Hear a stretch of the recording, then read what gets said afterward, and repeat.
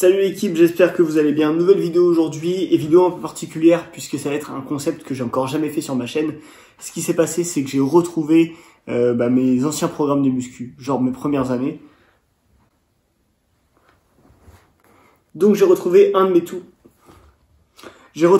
tout premiers programmes de muscu. Donc j'ai pas vraiment regardé à quoi ça ressemblait, j'ai juste retrouvé ça. Et je l'ai mis tout de suite de côté et le but c'est de l'analyser ensemble et on va un peu le découvrir ensemble aussi. Donc je pense qu'il y a pas mal d'erreurs. Donc voilà, on va essayer d'analyser ça et de faire en sorte que certains d'entre vous, si vous êtes débutants, ne reproduisez pas ces mêmes erreurs. Donc comme je vous ai dit, ça date de 2017, donc vraiment mes premières années de muscu. Donc là visiblement on est sur un split 5 jours par semaine. On y reviendra après. Je suis pas trop d'accord avec ça en vrai. Si c'était maintenant et avec les connaissances que j'ai aujourd'hui, je ferais pas ça. Mais bon. Donc on a une programmation avec lundi on taffe le dos. Le mercredi on taffe les pecs. Le jeudi on travaille les jambes. Le samedi on travaille les bras. Et le dimanche on travaille les épaules. En vrai, dans la répartition des entraînements, je trouve que c'est pas trop déconnant. Ça laisse le temps de récupérer aux muscles, aux tendons. Pour moi, c'est à peu près cohérent. Maintenant, comme je vous ai dit, je pense qu'un split, quand c'est les premières années de muscu, c'est pas le truc à privilégier. Personnellement, le split, même aujourd'hui, je l'utilise pas parce que j'estime que ça m'apporte pas assez de volume entre guillemets sur chaque muscle. En fait, c'est compliqué. C'est-à-dire que si tu fais une seule séance pec dans la semaine, en termes de volume, c'est assez limité parce que tu vas pas faire genre 6 exos ou tu vas pas faire 6 exos pour les pecs. Et enfin voilà, en tout cas moi c'est ma philosophie et je trouve que c'est pas terrible de faire genre juste une grosse séance où tu fais 6 exos sur les mêmes muscles. Selon moi c'est quand même mieux de faire genre 2 séances sur ce muscle là et puis faire 3 exos voire 4 exos max, mais voilà tu vois. Enfin bref, on va analyser un petit peu le contenu des séances maintenant. Séance 1, le lundi, on taffe le dos. Analysons un petit peu ça. Séance dos, alors visiblement on commence par des abdos, donc il y a du crunch à la poulie et du relevé de bassin à la barre fixe. Donc ça doit être genre suspendu à la barre fixe, tu relèves tes jambes. Ouais, ok. En soi, commencer par les abdos, pourquoi pas. Sachant que moi, je vous cache pas que j'ai toujours eu un point faible aux abdos. Pas dans le sens où je les vois pas parce que je suis gras, mais genre même quand je suis sec, et je vais vous montrer une photo ici, vous voyez bien que mes abdos sont pas hyper volumineux et du coup on les voit pas de ouf. Donc du coup, faire les abdos pour moi en début de séance, pourquoi pas, c'est pas idiot. Ok, on peut partir là-dessus. Juste ce qui est un peu dommage, c'est que j'ai pas du tout le nombre de séries, j'ai pas le nombre de reps, donc on va pas trop pouvoir analyser ça, c'est un peu dommage. C'est bien la preuve qu'en vrai les programmes ils s'étaient fait un peu à l'arrache, quoi, c'était n'importe quoi. Donc premier exercice dos, tirage poitrine, pronation, prise large. Du coup c'est tout simplement du tirage poitrine quoi. En pronation, prise large. Alors je sais pas ce que j'appelais prise large à l'époque, j'espère que c'était pas trop large, en vrai je me rappelle pas trop. Mais en fait il n'y a pas d'intérêt à prendre un large. Je pense qu'à cette époque je devais me dire que plus je prenais large, plus je travaillais à la largeur du dos. Le vieux mythe totalement faux. Mais c'est vrai qu'à l'époque on n'avait pas autant d'infos qu'aujourd'hui sur les réseaux. Donc bref, ok, admettons. Tirage poitrine, pronation, ok, très bien, ok. Exercice classique entre guillemets. Ensuite, tirage poitrine, supination. Donc c'est du coup la même chose mais en prise supination. Ouais, ça permet de travailler, ouais, ok. Disons que ça travaille le dos sous un angle différent. Maintenant, est-ce que j'aurais mis ça dans... Ouais, aujourd'hui j'aurais pas fait ça, mais voilà. On enchaîne avec du rowing un bras, donc du bûcheron en fait, pour travailler un peu l'épaisseur du dos, et du rowing horizontal. Ok, donc là, c'est pareil, au niveau de la prise, je pense que ça devait être une prise serrée, puisque j'avais l'habitude de faire ça. Et on termine par des shrugs pour les trapèzes. Alors clairement, dans le choix des exercices, aujourd'hui je ferai pas ça. Je ferai pas ça du tout. Tirage poitrine, pronation, je pense déjà que je le remplacerai par des tractions, hein, clairement. Surtout qu'à l'époque, je savais déjà faire des tractions. En fait, des tractions, j'ai toujours une facilité un peu à les faire parce que j'en ai toujours fait. C'est-à-dire que dès petit, je faisais des tractions de temps en temps et tout. Et au final, je pense que ça m'a aidé parce qu'aujourd'hui, les tractions, je vais en enchaîner peut-être 25 à la suite et sans trop de problèmes, quoi. Donc en vrai, ça, je pense que ça m'a aidé. Après, ça, peu importe, c'est pas très grave. Moi, il y a juste un truc qui me gêne un peu là-dedans, c'est que en fait, il n'y a pas de ciblage particulier au niveau des muscles. Mais clairement, j'avais aucune base en anatomie, j'avais aucune connaissance. Juste, je me disais, vas-y, il faut faire le dos, donc on va faire des exos différents. Et en soi, ok, parce que du coup, je travaille mon dos sous plusieurs angles et je travaille des muscles différents. Mais en fait, je savais pas quel muscle je travaillais sur tel ou tel exercice.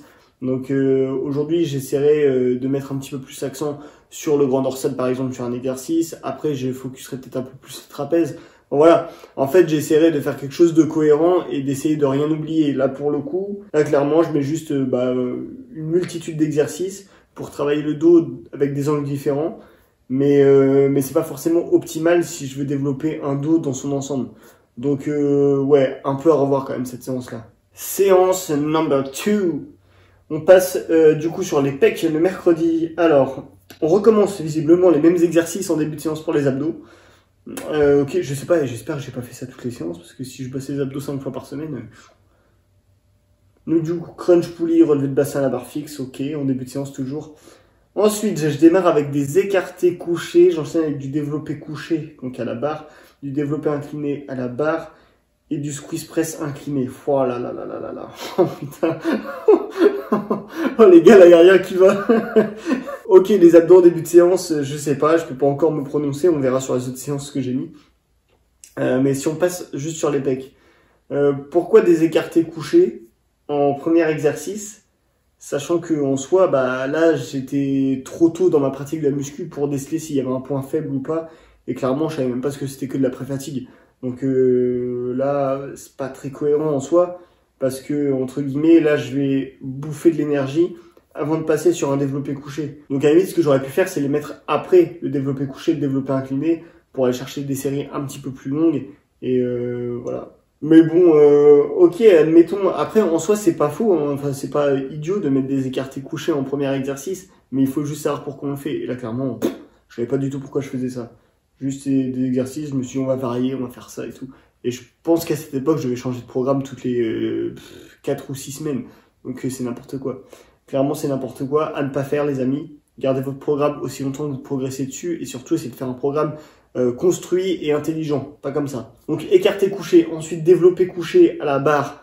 Ça, c'est pareil, c'est pas optimal pour moi. Je parle pour moi, bien sûr, parce qu'il y a plein de gens qui vont kiffer le développé couché à la barre. Moi, je m'obstinais à le mettre tout le temps parce que pour moi, c'est un exercice qui est obligatoire. Et vous voyez aujourd'hui que j'en fais plus du tout. Développé couché à la barre, je ne le fais plus, je le fais aux haltères. Pourquoi? Parce que j'ai une cage thoracique étroite, j'ai des bras qui sont pas si courts que ça, j'ai pas du tout de bon ressenti au niveau des pecs, ça me fait mal aux épaules. Clairement, cet exercice ne m'apporte rien à moi, en tout cas rien de bon.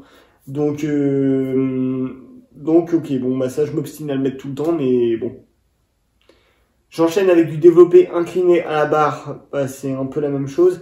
Et là, il y a un truc aussi qui me gêne, c'est que le développé incliné, bah, en soi, je sais, tu vois, les bancs inclinés, c'est vraiment incliné de ouf. Donc au final, t'es quasiment en totalité sur l'avant de ton épaule plutôt que sur le haut de tes pecs, pour la majorité des gens. Donc bah là, c'est pareil, c'est pas tellement optimal pour moi. Et là, les gars, le bouquet final, hein, là, extraordinaire, le squeeze press incliné. Oh mon dieu. Le squeeze press incliné, mais quelle connerie. En fait, cet exercice-là, il me donnait, mais je me rappelle, hein, il me donnait des sensations de folie, mais vraiment. Oh voilà, mais des sensations de malade, une congestion et tout. Mais en fait, c'est pas l'exercice qui me donnait ça. Parce que du squeeze press, si vous voyez vraiment, en termes de biomécanique, il n'y a aucun intérêt à le faire. Absolument aucun intérêt. Je vois pas pourquoi ça travaillerait plus vos pecs ou ça travaillerait le milieu de vos pecs. Je me rappelle que ce n'est pas possible de travailler le milieu de ses pecs. Donc ça, c'est zéro, bidon, ça sert à rien. Et la seule raison pour laquelle j'avais une congestion et que j'avais de bons ressentis, c'est parce que j'étais comme ça. Hop, je forçais, je contractais mes pecs. Et c'était juste de la contraction volontaire. Donc en vrai, je l'aurais fait sans poids, je me serais assis sur mon banc, j'aurais fait... Et bah j'aurais eu exactement le même ressenti. Donc voilà, rien d'extraordinaire là-dessus. Squeeze press incliné, on oublie, ne mettez pas ça dans votre programme d'entraînement. Séance numéro 3 les amis, on passe à une séance jambes. Et évidemment, qu'est-ce qu'on a en début de séance? Les abdos, toujours du crunch à la poulie et du relevé de bassin à la barre fixe. Les gars, 3 séances, 3 fois je travaille les abdos en début de séance. Là, ça va pas. Là, au début, j'ai dit pourquoi pas, mais là, c'est trop. Faut arrêter. Faut arrêter, Sacha. Je sais pas ce qui s'est passé. Ok, travail de cuisse. Donc, on démarre par de la presse à cuisse. Ok, pourquoi pas. On enchaîne avec du hack squat. Après, ah ouais, d'accord. Après, on passe au lombaire direct. On fait des extensions lombaires. Et je termine avec une extension de mollet.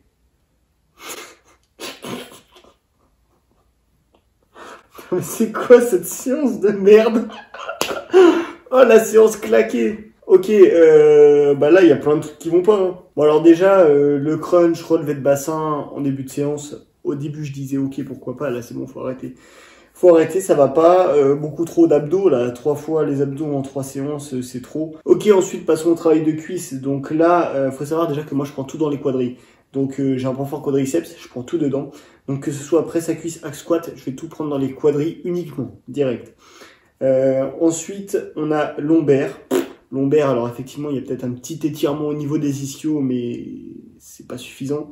Et après, on a les mollets. Voilà. Donc là, cette séance, non. Déjà d'une, elle manque d'intensité, elle manque de cohérence.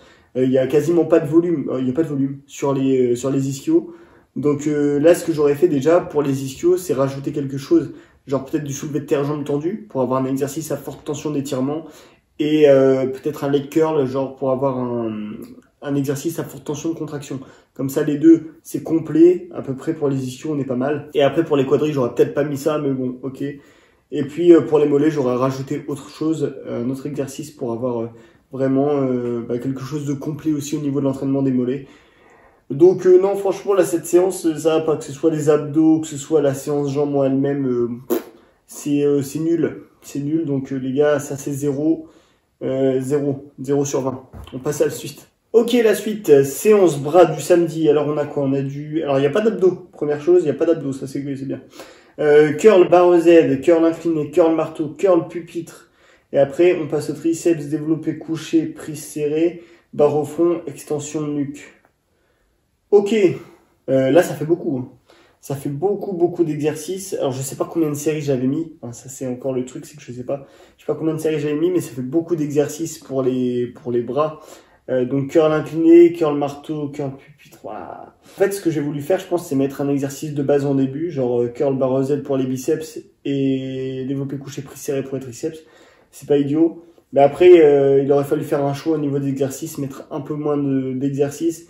Faire peut-être plus de séries, parce que je ne sais pas combien de séries je fais par exercice. Voilà, après au niveau de la répartition, c'est pas déconnant. Je pense là encore que comme j'avais aucune notion d'anatomie, je l'ai fait un peu au hasard, mais c'est pas déconnant, parce que curl incliné, je viens travailler la longue portion du biceps, curl marteau, je viens travailler le brachial, et curl au pupitre, je viens travailler la courte portion du biceps. Donc ça, en vrai, c'est complet.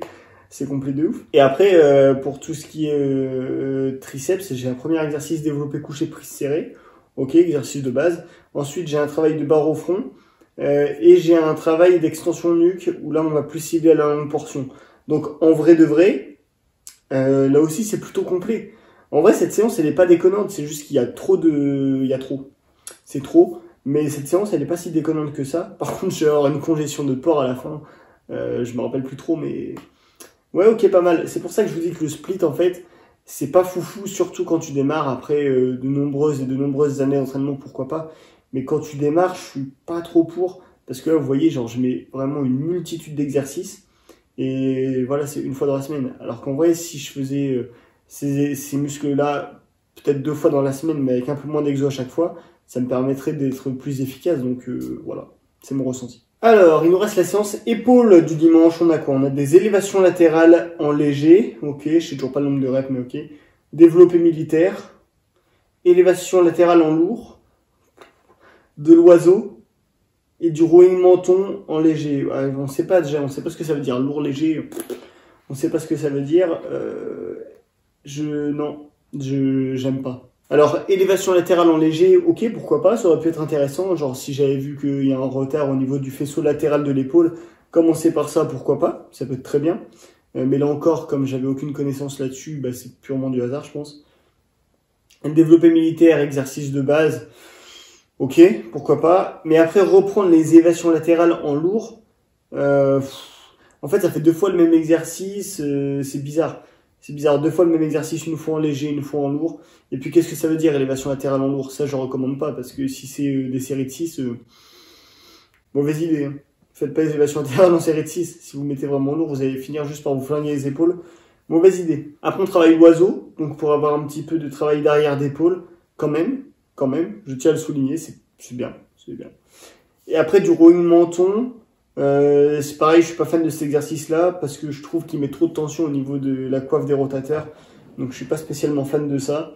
Mes séances épaules ressemblent plus du tout à ça aujourd'hui.